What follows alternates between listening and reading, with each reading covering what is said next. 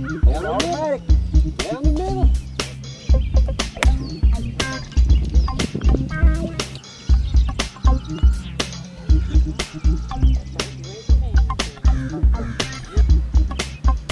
Good five, Fred. Attaboy, girl. Good score. Tell us how you lost your arm. It was April of '69, where I was working at FII, Fiber Industry. Had 2,000 pounds fall on me. Squished it. It crushed my pelvis. Had my leg up here in my rib, and they had to pull it back down. Oh my goodness. They said I'd never walk again without crutches, but I walked out of the hospital on my own. Of course, I had the best doctor in the world. Mm-hmm. Who was your doctor? The Lord. Ah. He created the body, surely he can fix them. Mm-hmm. Did you already play golf at that time and had to read? Never had played golf. I was a baseball player. Baseball player. And left-handed, right? Mm-hmm.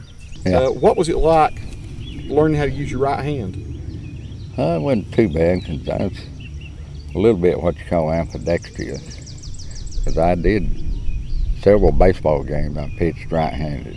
How did you get started playing golf? What made you decide Well, golf center? my supervisor back in, Don Ledford, was in the computer room. He said, "You ought to take up golf." He said, "That's mostly a one-arm sport anyway. You don't need but one." He said, "That other hand just guides the club." So I decided, me and another guy, he was learning, we went and got us a cheap set of clubs and went over to City Park and just started hitting balls for a couple of months, and then I went out on the course. I started out shooting like 120 something.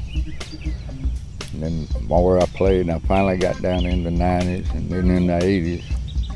I have shot over here at Woodbridge a couple times, 78s and 79s over there. And I did that here just about a year or two ago. And do you mind us asking how old you are now? 66, going on 49. Freddie, how often do you play golf nowadays? Usually trying to get in about 2 days a week, if the weather permits. And what did Dr. Hayes do? He done a complete shoulder replacement in my right arm, right shoulder. Yeah. So you are playing with a replaced shoulder, hitting the ball like that with the hand that's not your native hand. Yeah. Plus, he did carpal tunnel operation on this hand too. When did you do the carpal tunnel? It was in '05. And when did you have your shoulder replacement? In '03, November '03. They told me it'd be about 18 months before I could even start swinging the golf club, but I was back out here in about 6 months. I'm hard-headed. What happened, Fred, that necessitated you having to have the shoulder replacement? Was it arthritis or something? Yeah, arthritis. Every time I'd move it, it'd sound like rocks grinding. I was helping my son in it. He's got an automotive shop, and I'd be reaching across, taking something apart, and he'd hear my shoulder go sound like rocks. When I went to Dr. Hayes, he x-rayed and he said, "Yeah, all that cartridge and stuff in there is wore out. He's best just replacing." He done a complete replacement. I got the steel rod in one part and the cup done up at the top. Were you worried you weren't going to be able to play golf again? No. You were bound and determined. Oh yeah. Never said that. I first met Freddie back in, I believe, 2002 when he came in with shoulder pain, and the x-rays showed some fairly severe and advanced osteoarthritis of the glenohumeral joint, basically wear and tear arthritis. And you can imagine when a person just has one arm, the other arm gets twice as much activity. Plus, he's a hard-working man as well, and a vigorous and avid golfer. So he's put his shoulder through a lot. Operating and doing a complex reconstruction on someone with just one arm is a little bit stressful on the patient and concerning from a rehabilitation standpoint as well, because they don't have the other arm to do for themselves right after surgery. So we were a little bit concerned about that, and certainly the stakes are high if things go wrong, that now they don't have any arm with which to conduct their life. But he was a bit backed in the corner with his bad arthritis, couldn't play the golf the way he'd like, couldn't work and use his arm the way he'd like. And so he and I agreed that the best course was to proceed with the total shoulder replacement.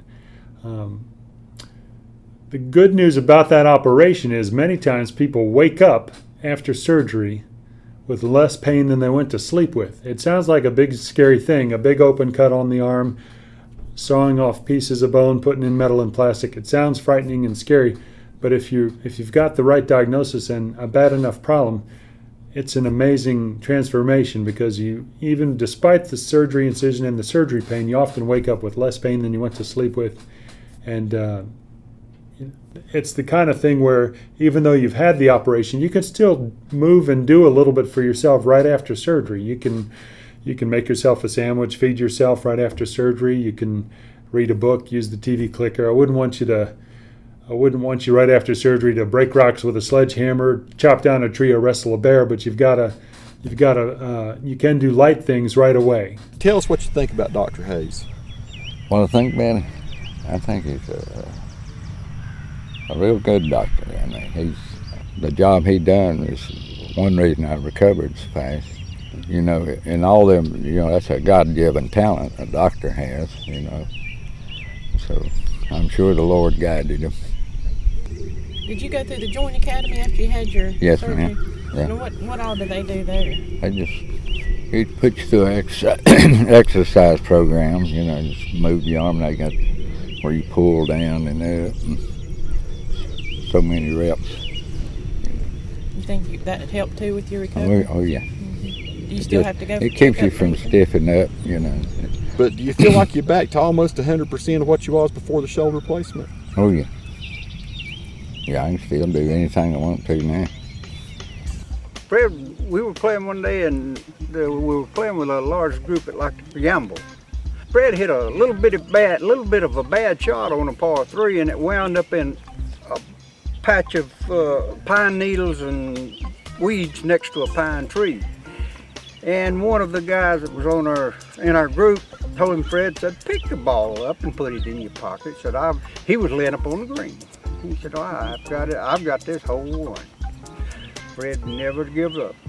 Fred got over there and got down on his knees. Messed around there for a second. Boop! Chipped the ball up in the hole it went. No kidding. And the other guy bogeyed the hole. We were teeing off across a lake, and I went ahead and teed off, walked back over to the side, and there was 4 guys waiting behind us, and Fred hit his ball down the fairway like usual, right down the middle. One of the guys looked over and said, does that guy always hit the ball like that? And I said, well, no, he got too much left arm in that one. Of course, Fred didn't hear me. Fred comes walking over a couple minutes later, and the guy said, good shot, buddy. He said, well, thank you. He said, but I got too much left arm in it. We was all going into the last hole, and I believe it's across the lake. It's a par 3, and was all within 1 shot of being even. And Fred goes up and hits one, and he misses the green. We all hit the green, and Fred comes up and chips it in for a birdie, and we 2-putt and par, and he beats us. And he's been doing that all his life since he's lost his arm on the golf course. He's been doing things like that. And we enjoy playing with him, but he cuts up a little bit too much, you know. Who, me? He overdoes it. Did you hear that? Did you hear that? I heard that. He says he can do it, and he does it. Well, if you say it enough, eventually it'll happen. You get to believe it, don't you? So what about if he says he's going to take your money? He does. He does it. He does it. You might as well go ahead and give it to him. 'Cause he So he's got a real constitution. And a character, too. And a special friend. Yeah, he's special. Well, even at work, when we were still working, he wouldn't let you help him. Yeah. He said, I can do it, I can run my job, just stay out of my way. Yeah. Well, you're inspiring to me. Now I'm going to have to go out and figure out that all I got to do is just practice to get good instead of just being sorry and thinking it's just that I can't. Well, I'll tell you one thing, though, about practice. If you ain't got no talent, it ain't going to do you no good. Well, I knew that was coming. I knew that was well, I set myself up for that.